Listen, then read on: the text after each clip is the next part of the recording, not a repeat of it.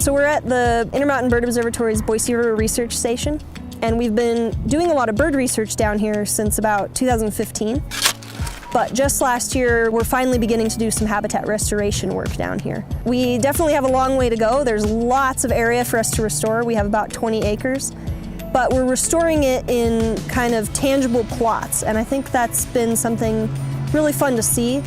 As the community has come down, they've taken responsibility and they're planting these plots, and they're going to get to watch these plots over time as we continue to restore this habitat. So we had 3 classes of second graders down today from a Meridian Elementary School. In October, we had about 150 volunteers down here.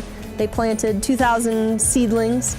And today, the second graders were practicing with their real-life data sheets, being scientists, and they were recording for us the survival of our seedlings in all of our different plots. It was really fun to actually be able to tell these second graders, like, you guys are collecting data that's answering a question that us as scientists, like, we don't even have the answers yet. So you guys are on our science team today collecting this data and actually helping us learn something useful. How about here? It was great for me to see as a kid grown-ups and scientists who were part of Boise State and kind of get inspired, and I think the local connection is really important.